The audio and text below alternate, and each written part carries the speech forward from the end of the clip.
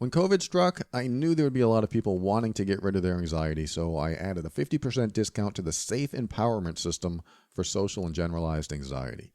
Get the SAFE system over at quietbegins.com and take advantage of the discount while you can.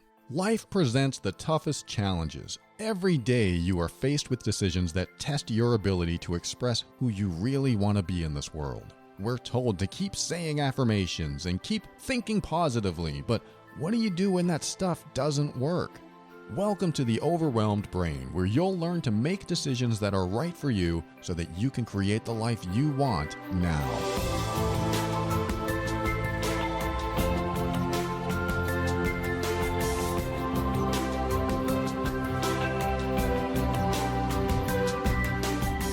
Hello and welcome to the show. My name is Paul Coliani and I'm here to help you increase your emotional intelligence so that you can avoid dysfunction, handle toxic situations with grace and ease, and show up as your authentic self. Everything I talk about on this show is my personal opinion and is meant for informational and educational purposes only.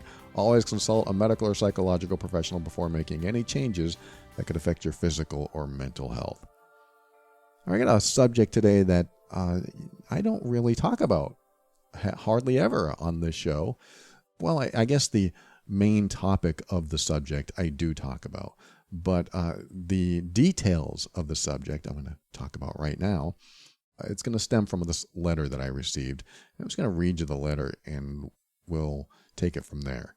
The letter says, "Hi, Paul. I'm here to say a deep, heartfelt thank you. I discovered your show recently, and I'm so grateful I did. I know you get a lot of emails, so please don't feel pressure to respond or put this on the air." Okay, I won't feel any pressure. I'm putting it on the air anyway. If you think it will help people, feel free. And yes, that's why I'm reading it now. He goes on to say, "I have ADHD and MDD and GAD and PTSD-C and previously PMDD cured by a hysterectomy in April." Wow. I didn't look up some of those, and I know some of those, and I'm sure some people in the audience can relate to that. But that's only one point of the email, so I'm going to continue reading it here. "I'm also a transgender man. And for anyone who doesn't know what that is, it's a man who was assigned female at birth. So some people who were female at birth, if they identify as a man, they may go through a hormonal treatment or a surgical transition so that they can feel in alignment with their identity." And he goes on to say, "I also have gender dysphoria. And for those who don't know, that's the distress a person feels due to a mismatch between their gender identity and their sex assigned at birth." Thank you, Wikipedia, for that one. I wanted to get that one right. Not that I didn't know, but I wanted to make sure I read that properly. He said he's had lots of trauma, more than I realized. And no, this is not a sob story. This is a story of regaining power in a sense, however terrifying, of responsibility and of forgiving myself a break. And I love that he said that because obviously he's been listening to my show. That's how I talk about forgiveness, is forgiving yourself a break for who you were, how you thought, how you showed up at the time that you're still upset about or you have some feelings about.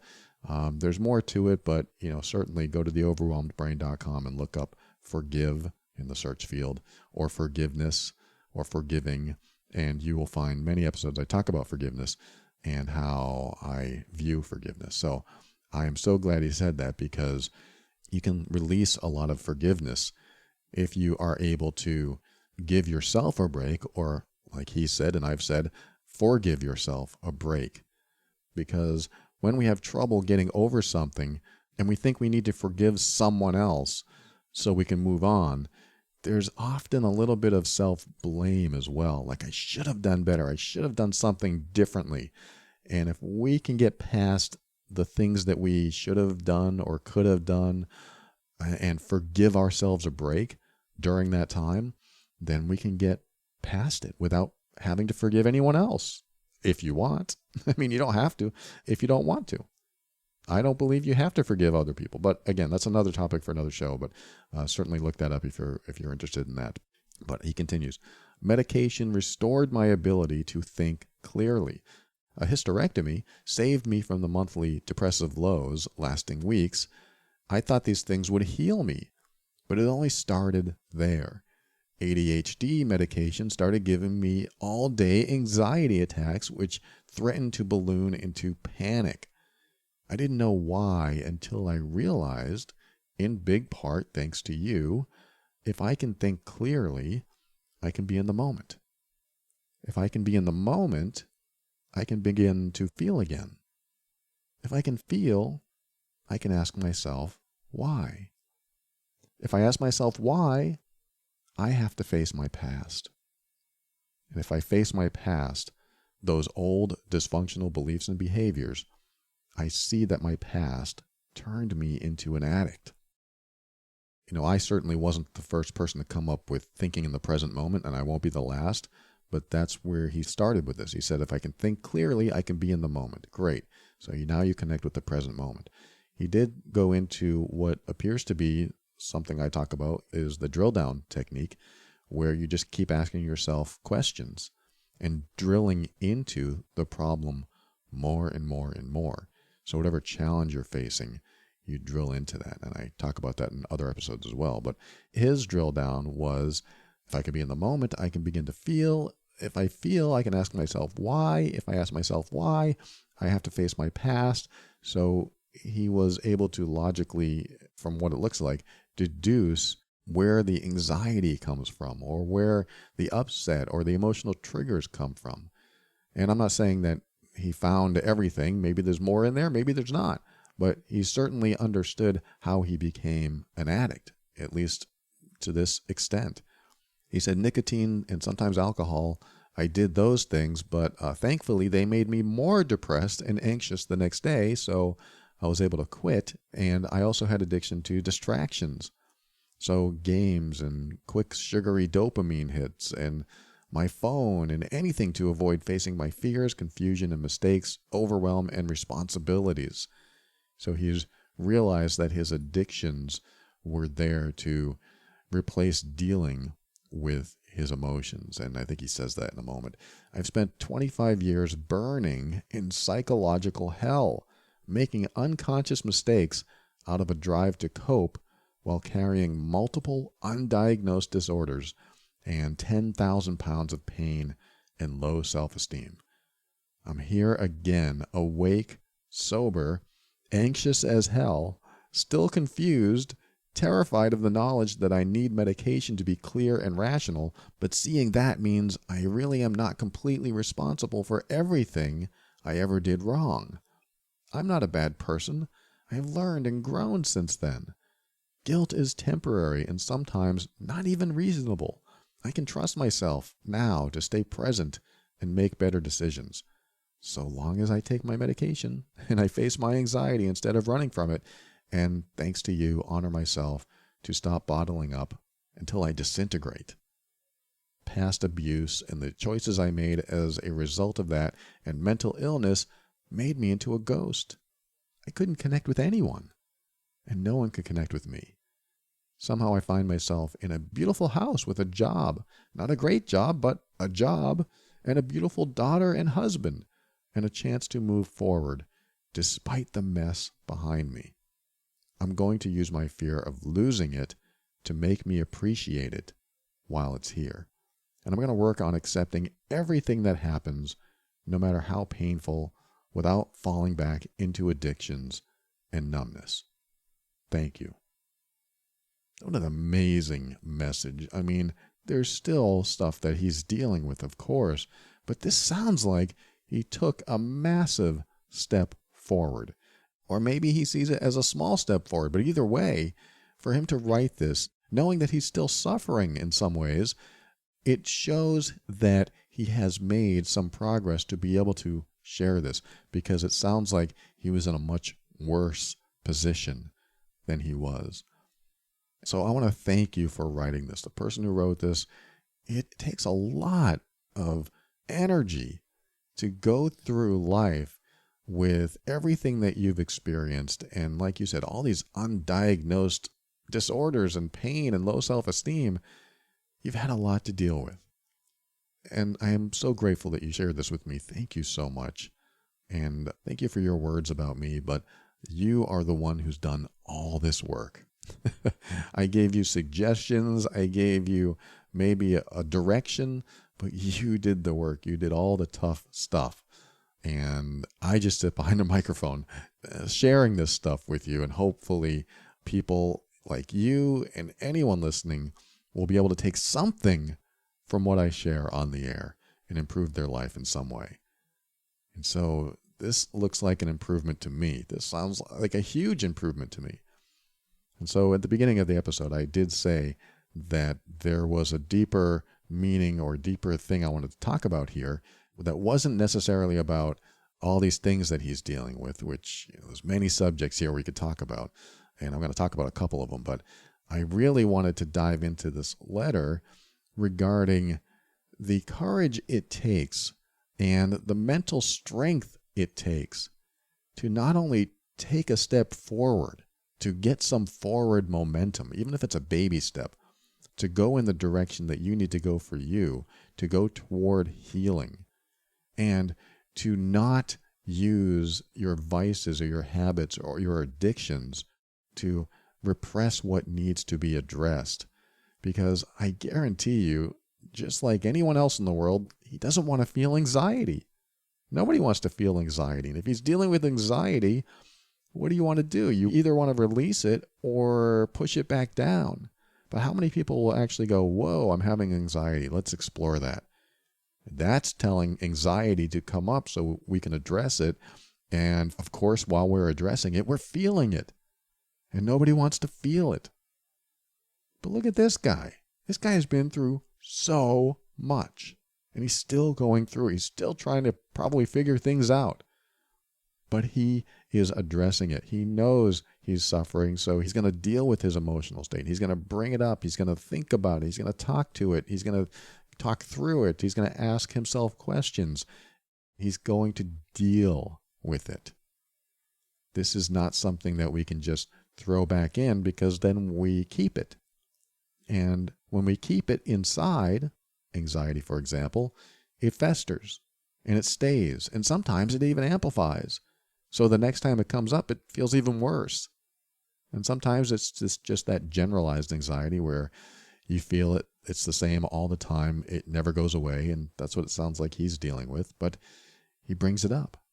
And I highly recommend, he said he just found this podcast, highly recommend you listen to my episodes on anxiety. Because if you haven't, I have some unorthodox ways that I've dealt with anxiety. And I recommend that others deal with anxiety as well, if they haven't been able to resolve it. That's what it sounds like he's dealing with, but he brings it up to address. I highly recommend you listen to my episodes on anxiety, because if you haven't, I have some highly unorthodox ways that I've dealt with anxiety, and I recommend others deal with anxiety as well, if they haven't been able to resolve it. And even if you have dealt with your anxiety, some methods in those episodes might be helpful to you if it ever comes up. I use them myself. So that might be helpful too. So just go to theoverwhelmedbrain.com and look up anxiety, and you'll find all sorts of episodes where I talk about that. But anyway, coming back to the courage it takes to get through these kind of challenges in life, it's so hard. I mean, I can't imagine. This planet is still in its infancy of accepting people's identity and how they self-identify and how they feel. For him to be able to say that he's a transgender man to anyone, like if somebody said that 20 years ago, that probably wouldn't be as accepted or seen as normal. I mean, I don't know when we started actually becoming more accepting of this and seeing it as something that people experience and deal with and feel inside of them. But I was grateful when people became more accepting and more understanding that we all feel different. We all identify differently. And just because we're born with certain parts, we may not feel like a typical person who has those parts. And so I like seeing the planet kind of transition themselves. We can become a trans planet. Don't take that the wrong way. I'm saying we transition our thoughts. We transform our acceptance. We become more open-minded. We get into a space of, hey, that person doesn't think like me, and that's okay. Wouldn't that be great? Everyone just said, that person doesn't think like me. That person doesn't feel like me. That person doesn't look like me. And that person does things that are different from me. That's okay. That's fine. Because nobody has to be me. Nobody has to be like me. Nobody has to think like me. They don't. I mean, there are some exceptions, like it would be great if everyone treated a red light as a stop. But sometimes they don't. I'm not saying that's okay. I'm saying in general, when it comes to people's personal decisions and personal life, we can just look at them and not be judgmental. And I'm not saying that you aren't this way. I think the listeners of this audience are pretty darn accepting, pretty darn open-minded, or at least would like to be more open-minded and more understanding, or learn more about how to improve themselves and become a better version of themselves. And if you think you don't personally know someone that can't identify as the gender they were born as, you may be surprised to find out that you actually do. It's a lot more common than most people think. I've met several people in my life that have chosen to identify as a different gender, and I know someone personally in my own family that chooses to identify as a different gender, and his parents support him, and I love them. I think they are amazing that there was no pushback, there was no resistance. So it's very common that you might know someone. So I think it's important just to understand that, yeah, we're all different. And in the past, I've had this thought where, if you're born with male parts or you're born with female parts, why don't you feel male and why don't you feel female? Why wouldn't somebody feel like the person who has the parts they were born with? In other words, why wouldn't a person born with a penis feel like a man? And why wouldn't a person born with a vagina feel like a woman?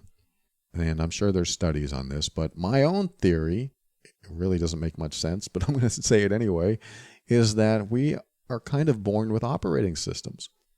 If you're familiar with computers, a computer is nothing until you have an operating system. And when you put the operating system like Windows or Mac, Mac OS, something like that. I'm a Windows guy. And or Android is an operating system. iOS on the iPhone, that's an operating system. If you were to take out the operating systems of a computer or a phone, it would just be a piece of hardware. It wouldn't know what to do. You couldn't make a call with it because the screen couldn't come on. Because how is the screen going to come on if it doesn't have a system that tells it how to operate? And so I see human beings like that. We're born with an operating system. It's our brain, it's our nervous system, it's how we're designed, it's our instincts, it's everything. Our cells know what to do. Our cells know how to heal when we get a cut.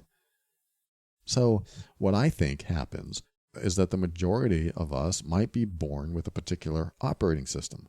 I was born with male parts, and the male operating system was installed.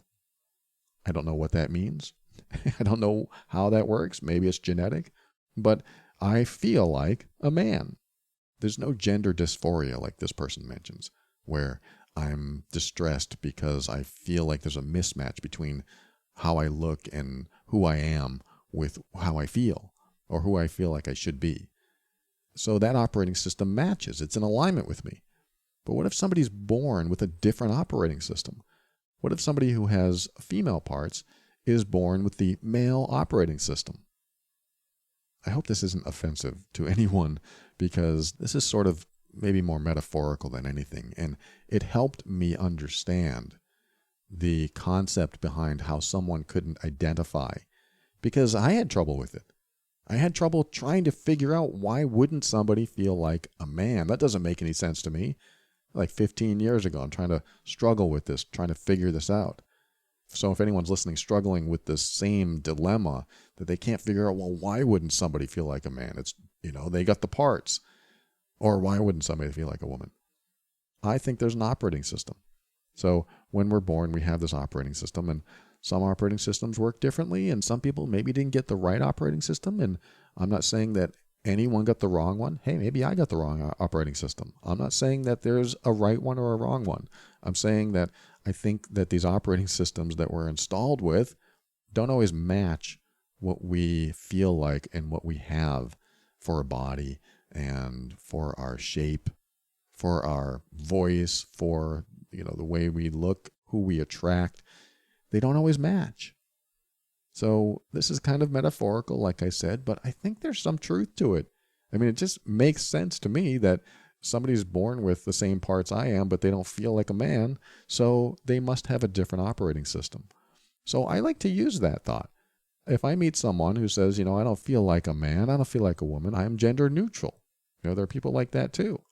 They have an operating system that maybe doesn't lean them one way or the other. So these operating systems that we are walking around with help us identify with ourselves, with others. We can even look at the operating system including our sexual orientation. My operating system says I'm a man and I'm heterosexual. Okay, great. For me, it might be a little easier to deal with the world because the world's already used to that. But for somebody else, it may not be easy for them, especially if the world hasn't come to an acceptance of every type of person. All the letters, LGBTQI, something like that. And when they're presented with that, it doesn't make any sense. So I'm trying to help, A, myself have it make sense to me, B, have it make sense to those experiencing gender dysphoria, and C, have it make sense to everyone else, just in case there was a mystery that needed solving in their mind. Like, why? What's going on there? So I'm not here to talk about gender dysphoria. I'm not here to talk about any of that stuff. I just wanted to mention that because that's the thought process I had when I first started thinking about transgender and people either confused about their gender or knowing who they are but not being in the body that says who they are, quote, says who they are. And if it's ever been a problem for you, maybe you're listening and you are dealing with this, I think personally it can be helpful if you have any confusion about how to identify, just to say that, I have this operating system. I mean, it could be a number of things that you are dealing with. It's not just about sexual orientation or gender identity. It can be a number of things. You can have a physiological operating system that causes you to favor classical music. You can have an operating system that helps you make decisions easy. You have all kinds of things that go on in your operating system. And yeah, it's probably just genetic. It's probably in our DNA. It gets passed down in some way, shape, or form. And the majority of people probably end up with a certain type of operating system, and some other people don't. They end up with something else. So I like to think in those terms, and who knows, I might be completely offending people right now, and I don't mean to. So I want to bring up the point that I wanted to make regarding this email, which is the courage and the mental strength it takes to be able to take the steps that you need to take, even when you're facing the hardest challenges in life. I mean, for one, somebody who sends an email like this, a lot of people are going to hear this and think, wow, I thought I had it bad. I thought I had a lot going on in my life. But the second part of this is when you hear this, you can say, you know what? If this guy went through all of this, I can make it through any challenges I have too. Because this guy went through a lot and he's still going through it, but he's at a point where he says, I'm going to use my fear of losing it to make me appreciate it while it's here. Now, it's actually kind of a vague sentence. Appreciate what? Appreciate your job and your house and your daughter and your husband. I think that's what he meant. But I'm going to transform that into a double meaning. I'm going to use my fear of losing it to make me appreciate all the things he has while it's here. Or we can read it like this. I'm going to use my fear of losing it to make me appreciate the fear while it's here. Why would I do that? Why would I want to appreciate the fear? Because in this email, he's appreciating the fear. He may not like it, and maybe appreciate's the wrong word, but I like to use the word appreciate in this context because what he's saying is that, you know what, I'm allowing the anxiety to come up. I'm dealing with it. I'm appreciating the fact that I can acknowledge the anxiety. I'm appreciating the fact that I can acknowledge the fear. Because if I don't appreciate it, I'm going to stuff it back down. Or I'm going to turn it into something destructive like addiction. So you know what? I might as well appreciate it. And you might say, but I don't like the anxiety. I don't like the fear. I don't want to deal with this. And when you come to an acceptance of what's going on inside of you, that is a massive first step for you to be able to deal with what's going on inside of you. You know what? I have fear. You know what? I have anxiety. I have all these things. So I'm going to accept that I have them. And then you might think, what if they're there forever? That means I not only have it, now I'm feeling it because I'm dealing with it. And if that's the case, then you haven't dealt with it yet. I mean, if you are not letting it come up to experience it, to appreciate it, again, probably a poor choice of words, but if you've been hating it, maybe appreciating it is a good step forward. Maybe appreciating the anxiety, appreciating the fear is a great step forward because you've been hating it all this time. And where has it gotten you? So I'm going to put that double meaning on that sentence. I'm going to use my fear of losing it to make me appreciate that fear while it's here. And, replace the word with anxiety. Replace the word with sadness. Replace the word with anything that you're dealing with. It doesn't even mean you have to like it. Like, I appreciate the ability to be sad. I appreciate the ability to be angry. I appreciate the ability to be anxious. I appreciate the ability to be afraid because they are actual functions that serve us. All of those things serve us. It's just that sometimes, our operating system applies them to things that don't serve us. Certain anxieties don't serve us.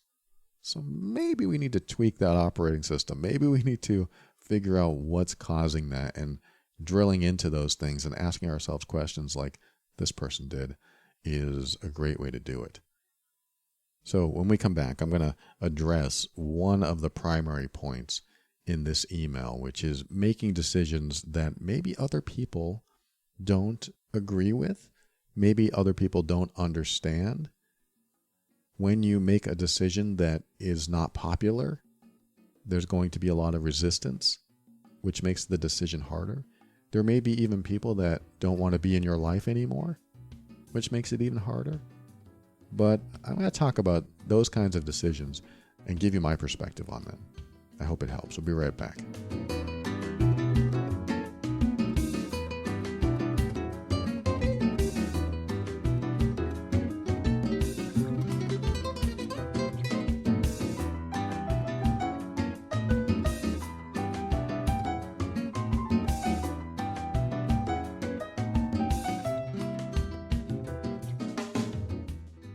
That was an impactful email, and today's sponsor is a podcast called Stories of Impact. And what a perfect show to share with you today, because if you're deeply curious about the world around you, or you like to explore the big questions of life, boy, that's what this episode seems to be all about so far. I want you to think about joining host Richard Sergey and producer Tavia Gilbert in conversations with researchers from around the globe in the new Stories of Impact podcast. What they do is bring discoveries of human flourishing and tools for coping with human crises directly to you. If you've ever questioned what good citizenship looks like in a networked age, or if artificial intelligence might help humans be more moral, and many more, each episode helps you explore the big questions of meaning, purpose, and truth. It's fascinating. I want you to check it out. Go to storiesofimpact.org and check out their new episodes every week. If you want to dive deeper into some of the subjects that I bring up on this show, I think that's your next step. storiesofimpact.org.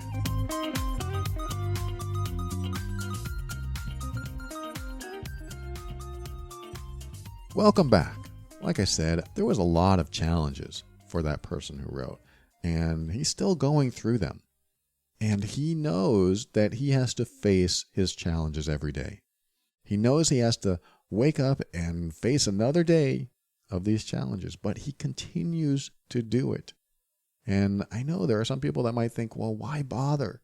If it's so challenging, why go through it every day? What's the point? The point is different for everyone. Personally, when I was down and out and I had challenges in my own life, I didn't want to get up. I didn't want to go to work. I didn't want to deal with people. I didn't want to deal with life. And it took me several months, maybe longer, to get out of that foggy space in my head. what happens is we always have depressing thoughts and maybe unhealthy thoughts when our head is foggy. And what this person who wrote the email decided to do was not think about the future, not think about the past, and just be in this moment. That's that present moment stuff. And that's hard to do. I know it. But the way I practice that is if I ever need to be in the present moment, I have to go out in nature. I have to stare at the woods or stare at a lake or be with an animal. Animals will definitely keep you present. Even a goldfish. When we had a goldfish, we don't have him anymore. We actually gave him to a goldfish rescue. And he was, I don't know, I would say he was happy when he was swimming with other fishes in a good way. He was swimming with the fishes. And because he never experienced goldfish before. We had him for like 9 years as a solitary goldfish. And we brought him to a fish rescue. But when we had him, he was calming. I paid attention to him. It seems like animals will take our attention and bring us to that present moment. So that might be helpful to you, maybe not. Nature is what I like to do. I like to play my guitar. I play classical guitar, and I really love connecting with myself in that moment, and the world just fades away. I think when you can get into that space where you actually connect with yourself, where nothing else matters, then it can help you through those foggy moments in your head. I told this story before, but one time I had food poisoning. I ate some bad ham, and I got really sick. It was the first time I'd ever gotten that sick. I won't give you all the details, but food poisoning does things to you. And that was happening to me. There were things that, let's just say, it was an explosive time. And during that time, I was married, and my wife was really, really trying to help me, really trying to be there for me. It was wonderful. But I felt so sick that I actually felt like I was going to die. And that was the first time I ever felt like I was going to die. And it was amazing what happened as I was getting sicker and sicker. Because what happened was, as that sickness progressed throughout the night, I finally got to the point where all the worries that I had about the future and all the stress and emotional triggers that I had about the past didn't exist. This is something that can happen when you have to deal with something in the moment, in your face, and there's nothing else you can do except be in that moment. When you have to deal with something in the moment because you had no choice, that's very present moment. It may be stressful, you may not like it, but that is one way to get in the present moment. That's why sometimes I say, you know what? If you've got stress, if you're depressed, if you really can't stop thinking about the future and you're worried about the past, go hiking for like 10 miles. Because after a mile, 2 or 3, depending on how healthy you are, if you're in good shape or not, you're going to be like, oh, I can't stand this. My feet hurt. I don't want to do this anymore. And then after mile 4 or 5, you might think, this is impossible. And as you go through your hike, and this could be also a metaphor for the challenges that you put yourself in life, as you go through that hike, you'll find out that those bills that you haven't paid yet don't matter. You'll also figure out that maybe that breakup you went through doesn't matter because right now your legs hurt. Right now you're experiencing pain. You're experiencing fear. Like, I made 5 miles. How am I going to make it 5 miles back? You will become hyper-focused on yourself. I'm not saying it's pleasant, and I'm not saying you should do this. I'm giving you this analogy to help you understand that when you challenge yourself, when you actually face that challenge, when you're in the middle of it and you have to put all your attention on it, that the rest of the world seems to slip away. And that can be a very present moment for you. That can be very present-minded for you. When you have to deal with something right here and now, this is when hyper-focus kicks in automatically, and the rest of the world really doesn't matter because you're hyper-focused. You have to deal with this now. Those are the kinds of people that run into burning houses to save someone else. Even their own welfare doesn't matter because they're so present with their task at hand. So again, I'm not saying you should or shouldn't do any of these things. I'm just offering that as a metaphor for life and what you can do in life. And I also see this person who wrote the email. Everything he's talking about is a great metaphor for life. I mean, he's actually experiencing this. I'm not trying to minimize that. I'm saying that when we look at this, we can think, I've had challenges in my life too. And I want to make my main point today, which is when there's a decision to be made, and it's an unpopular one. For example, how popular was his decision to become a man? How popular do you think that was? I don't know when he did it, but I'm sure it was met with some resistance, especially if he has those old-timey parents.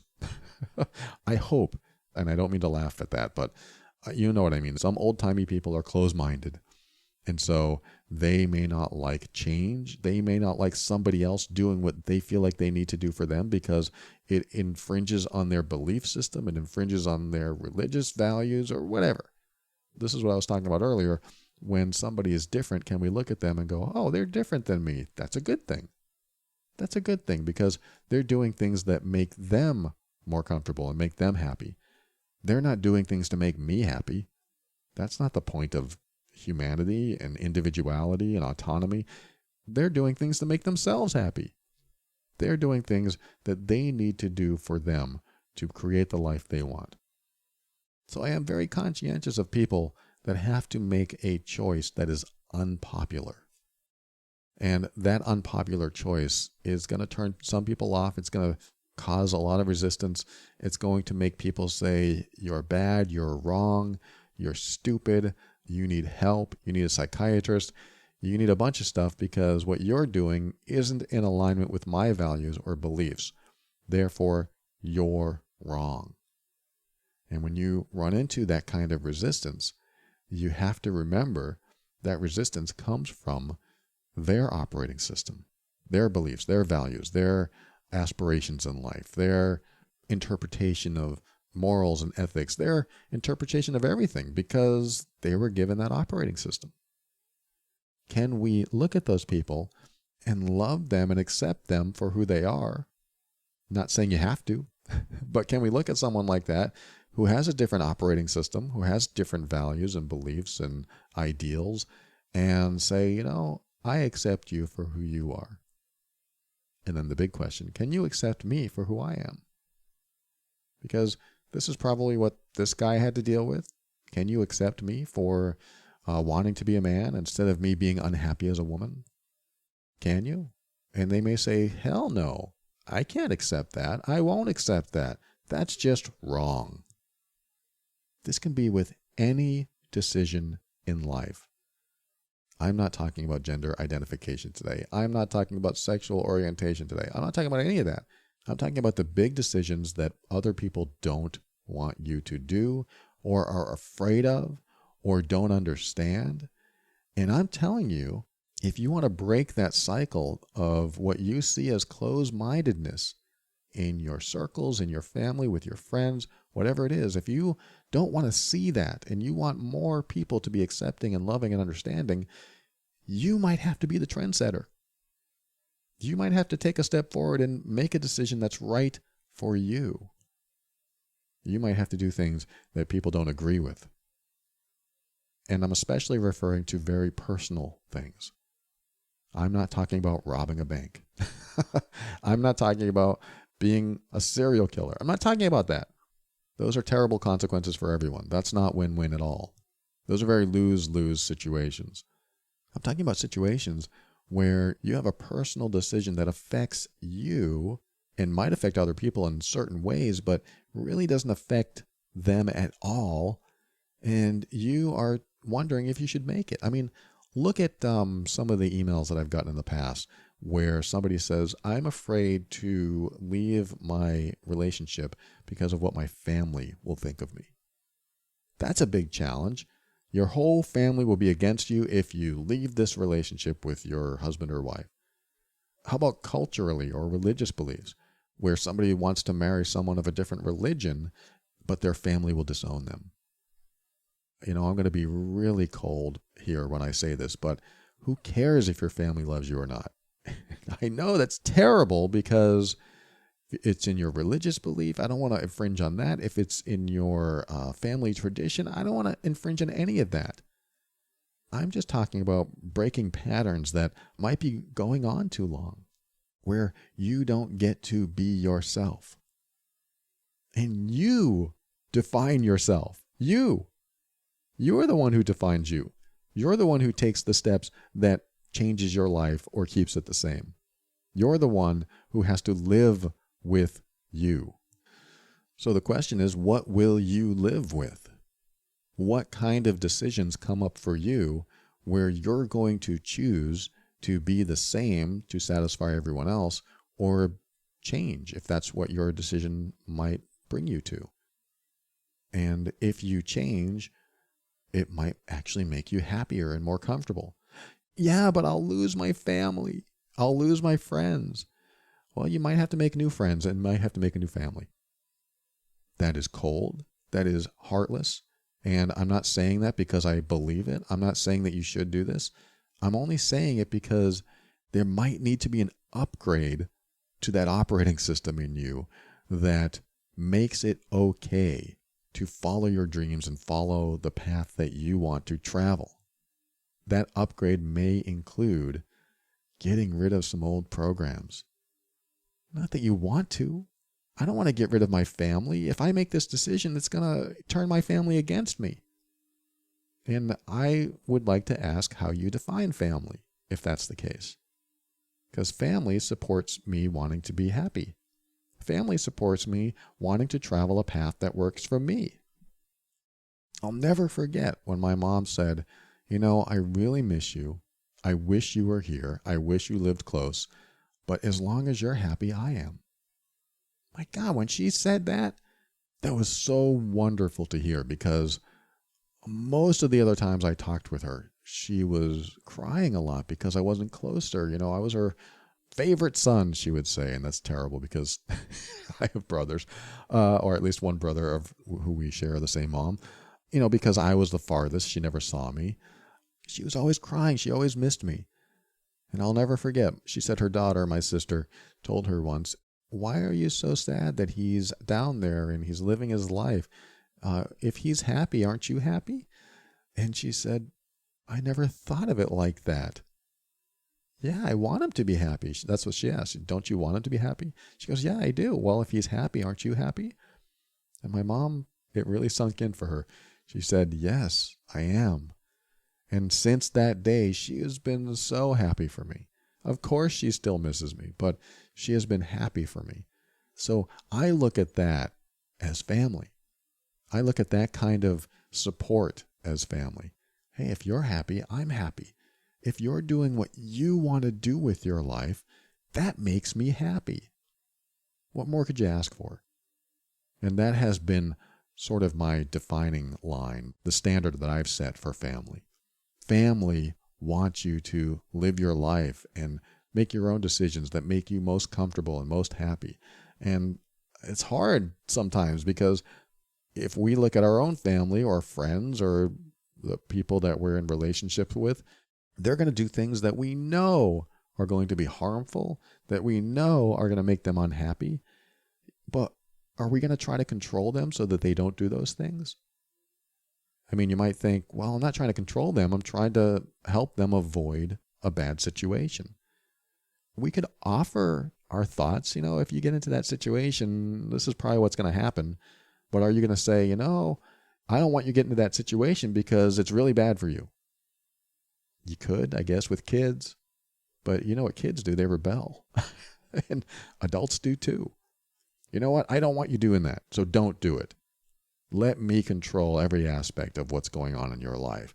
And I want you to turn out just like me, or I'm not happy with the way I turned out, so I'm going to give you a new direction and make sure that you turn out better than me. With kids, it's different. You have to raise them. You have to give them guidance. You have to do what you can. They rebel. A lot of them do rebel. So we have to be really careful how much control we exert over them. We just want to make sure that we're guiding them right, we're being the right role model. But everyone else, all the adults in our life, all the friends and family and all those other people, we have to be really careful how much control that we exert in their life and how much we support them. And no matter what, they feel like they can tell us anything because we support their path without trying to alter their path. And of course, people listen to those who want them to be happy. People listen to those that support them. They are more likely to listen to someone who never tells them what to do and just accepts them for who they are than the person who wants to control them and tells them exactly what they should do and micromanages them and makes sure that they don't go down the wrong path all the time. They're more likely to listen to the person that doesn't make rules for them. And this is what I'm mentioning in this episode, is that we need to make sure that the people that we define as family are in alignment with who we believe should be family. Because as soon as family or, anyone, friends, partners in our life turn against us and don't want us to do something that makes us comfortable or makes us happy, now we have resistance. Now we feel alone. Now we have a challenge, and damn, we better be strong. We better be strong in ourselves, because if we don't get that support, the only support we may have is from ourselves. We have to move into a stronger place in ourselves, which means we can't rely on anyone else for that support. We can't ask for moral support. We can't ask for a shoulder to cry on because it's not there. That's the toughest part, is that when there's no one else there and you have to do it alone, you might have to reach way inside to get that mental strength and empowerment that you need to be able to get through the big decisions in life. The good news is, no matter what decision you make, I can almost guarantee that somebody else has made that same decision. And thankfully, you can usually find people like that. If you have to make a big decision in life, there are usually people that you can find, thankfully through the internet, that have done that too. A simple search, you can find a lot of things. If you can't, then I want to know about it. I want to know what you can't find online. So if you're looking for something that you're going through and you can't find somebody else who went through it, I would like to know, because that would be fascinating to me, and maybe I can give you a suggestion.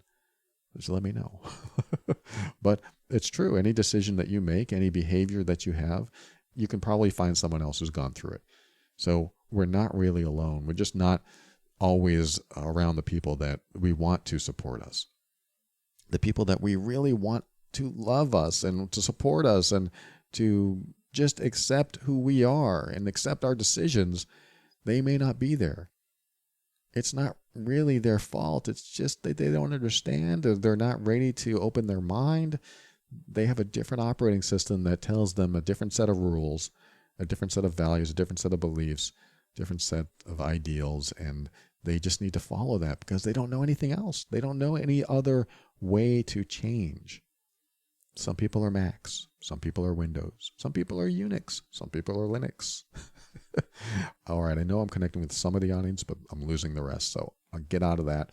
And I will say this, as we get to the end of this segment and into the outro, the next segment, which is where we say our thank yous and goodbyes, just remember the final words of this person who wrote the email, which is, I'm going to work on accepting everything that happens, no matter how painful, without falling back. He went on to say a little bit more than that, but I think that's a good place to end it. In other words, there are things that are going to happen, and there has to be a level of acceptance. Otherwise, you may not be able to get through it. If you can't accept that it happened and you just want to resist it or deny it, then you might fall back. You might go back into some bad behavior or some bad relationship or some bad job. You might be in a bad space. And remember, you have to live with yourself. You have to go to sleep every night with yourself. You are always there, and you will always be there. So how are you going to treat yourself? Especially if nobody else agrees with your decisions in your way of life, in your thoughts, in your beliefs, in your values. There might be a lot of people that disagree with you. There's a lot of people that disagree with me. A lot of people that agree. But there's 8 billion plus people on the planet, so that's a given. Just remember that. There's going to be people that disagree with you. And those people may be the closest people in your life. But there's 8 billion people on the planet, which means there's going to be a whole lot of people that agree with you as well. It just turns out that they're not the ones you actually wanted to agree with you. They might be people you haven't met yet. And often what happens when we decide to go forward with a decision that we know is right for us, then we meet the right people. Sometimes we're in the wrong mindset. Sometimes we have the wrong operating system. Sometimes we need to make a change in our life so that we actually meet the right people. And we've been around the wrong people, even if they are people that we love for so long, but they just can't get on board with what we want in our lives. There are people like that. And you just have to remember that you are your decision maker and you are important. And people who love you and care about you will want to see you happy. They will honor you, honoring yourself. And when you have people like that in your life, that's the best of all worlds. And I wish that for you. Thanks for joining me today. We'll be right back. I'll say my thank yous and goodbyes and my final words after this.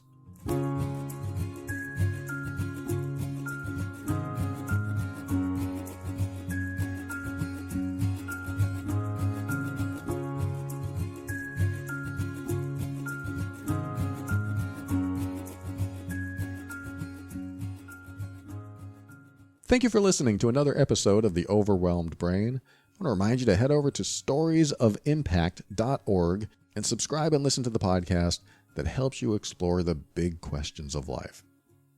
And I want to thank a few people who've left reviews. There's some good reviews here. Soothing and informative. I really enjoyed this podcast, and I find the topics spot on.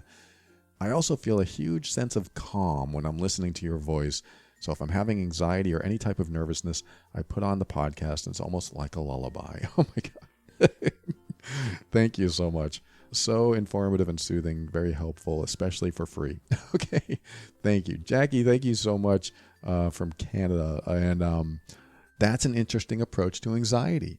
Listen to someone that has a soothing voice. That's a good one. Thank you, Jackie. Another person wrote, huge. Thank you for your podcast on what to do when others don't like you. This is a big issue for me and something that I struggle with. Thank you so much. And she talks about how she's been very, I think it's a she, might be he, very vocal in her community about racism and stuff. And she's been creating many enemies. And so it has made her very unsettled. And this really helped to calm me and put things into perspective. That was Willow Well 123. Thank you so much. I do hope you get through that. I understand. You're out there fighting for a cause. It can be very difficult. And again, we were talking about people that resist. Yes, you might have to take steps that other people don't like. Yeah, that's kind of along the same lines right there. Thank you, Willow Well 123. Somebody else wrote, bits of wisdom. Paul states in the beginning of his show that these are his opinions. With that being said, his genuine feelings and experiences really make for a wonderful, insightful podcast. I find it less educational and more opinionated than anything, but I've gained a lot from it. That's good, I think. And I listened to a few different psych podcasts, and it puts his into perspective that his podcast is more an education on life than anything. What a great review. Thank you, Sapphire FMF. And other people that have reviewed the show, I appreciate you. Thank you so much for your reviews. I try to read them all, and I try to get to them. And I want to thank the patrons of the week. These are the people that support the show financially. They go through my membership site over at patron.theoverwhelmedbrain.com, where you can listen to private episodes and read some free workbooks and worksheets and see the video archive over there. But these are people who value the show and just wanted to give back. So I want to thank Angela, who's been just started 3 months ago. Good to have you on board, Angela. Thank you. And Scott for 14 months. He's been with us. Wow. Thanks, Scott. Brad at 19 months. And Brad, I worked with you. Brad was one of my coaching clients for a while, and he was also a tester on the SAFE system. So good to have you on board, Brad. Thank you for your continuous support. And Holly at 3 months. Awesome to have you, Holly. Thanks for joining. And thank you for your support. Chris at 21 months. Wow. Jamie at Jamie at 51 months and Jennifer at 45 months. I am so grateful for your support. Thank you so much. And if you want to become a patron, you can head over to patron.theoverwhelmedbrain.com. That's how you can give back.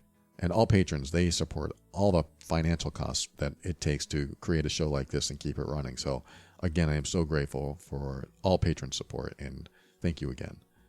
And I think somebody told me to mention this. They said, I didn't know you had a YouTube channel. You got to tell people you have a YouTube channel. I do, but the reason I don't mention it is because I don't actually have any videos. They're just these podcasts. I mean, these podcasts end up on YouTube to cater to people that listen to things on YouTube. I mean, I listen to audiobooks on YouTube sometimes. So yes, it is another way to get this podcast, but I don't really have anything substantial on YouTube. It's just this podcast. Well, I also have my Love and Abuse podcast as well, but they're not actual videos. They're just audio. So yes, you can find me on YouTube. You can also find me on iHeartRadio, Pandora, Spotify, TuneIn, Podbean, and all kinds of other podcast players. So if you're looking for the show in other ways, you'll see it out there. So thanks to that person on YouTube who gave me that suggestion. And I want to tell you about the Love and Abuse podcast. I mentioned it just a moment ago. That is a podcast for difficult relationships. So if you're having any type of difficult relationship, whether it's romantic or family or platonic, then you might gain something by listening to Love and Abuse, because it really tells you how to deal with poisonous behavior and toxic communication, and what to do about it, and how to identify control and manipulation and emotional abuse. A lot of stuff that we didn't learn in school. Let's put it that way. Most of us didn't learn in school. Or if we learned, it might have been the hard way. Or we are a psychology major, and that might be different. But if you're interested in that, go to loveandabuse.com. And finally, I'd like to thank Kevin MacLeod of Incompetech.com for some of the music transitions in The Overwhelmed Brain. And for my final words, I'm going to just remind you how important it is to take care of yourself.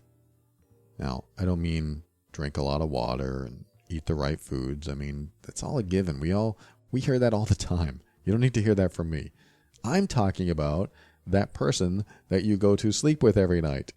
You. And the reason I'm repeating this, something I already said earlier, is that it reminds me of how sometimes we treat people that we love.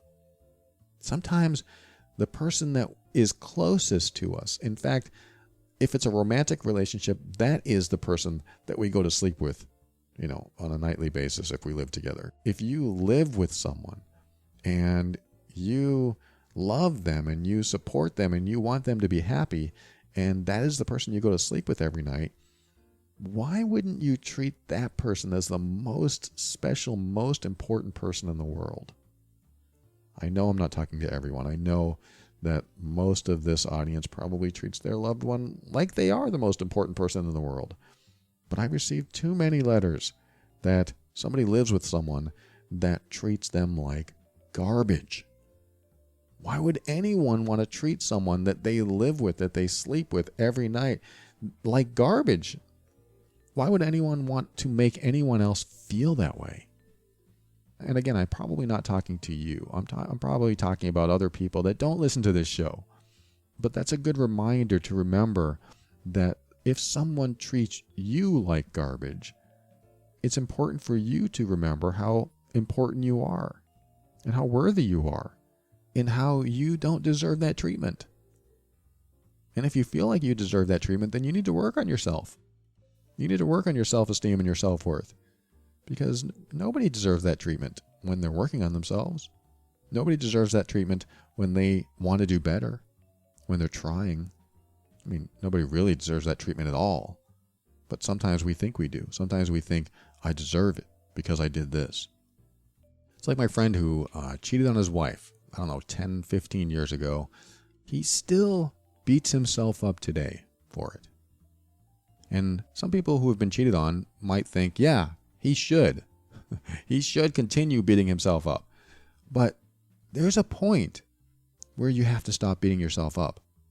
Because then you can't show up as the person you need to be inside you for you and for others. There's a point where you just have to stop. And I talk about infidelity, if you want to look that up at my website, where I give very specific points and a very specific timeline of when to stop beating yourself up. Because if you truly made a mistake and you regret it and you will never do it again, then you deserve to treat yourself better. I mean, again, there's a timeline. It might take up to a year. I believe that when you do regret something, that you do have to beat yourself up for a little bit, to help you learn the lesson, to help you make sure that you never do it again. And then there's a point where you move on. Most things that you've done in your history shouldn't stain you forever. Most things you can move past, you can move beyond, so that you can start living life again. Not only because you should start enjoying life again, but because it's hard to show up as the best version of you for anyone else. So even if you feel like you should beat yourself up for something that you did or be down on yourself, you're not giving what other people deserve, the best version of you. And that does take work. It does take work to work on your self-esteem and your self-worth and self-love and self-compassion and just taking care of yourself, because you deserve it. And if you think you don't deserve it, tune into every single episode of The Overwhelmed Brain and make sure that you listen, take notes, and remember how important you are. You are worthy, you are important, and I appreciate you. And if you think, Paul, you don't even know me, I think if you've gotten this far in this episode, I know you. I think if you've gotten this far, you've heard everything I've had to say. You didn't shut it off and say, that guy doesn't know what he's talking about, or maybe you still think that, but you're just listening. But if you have gotten through this episode and other episodes, I know you. I at least know that you're working on yourself, because people who don't work on themselves don't listen to this stuff. So if you're trying, then you're going in the right direction. And those are the kind of people I relate to. You are that kind of person, and that makes you important. I'm not saying because I know you, because I care about you, because I appreciate you, that makes you important. No, what makes you important is that you want to improve yourself.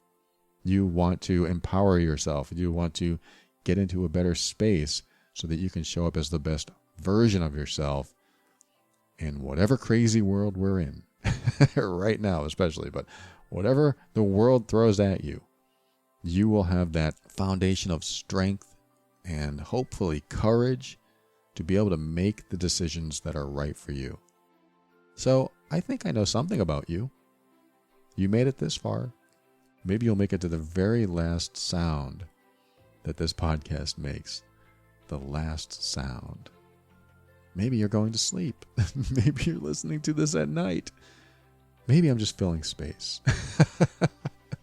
Let me tell you this. Always keep an open mind. This will help you step into your power and be firm in your decisions and actions so that you can create the life you want. Always take steps to grow and evolve. You are powerful beyond measure. And above all, and this is something I absolutely know to be true about you, you are amazing.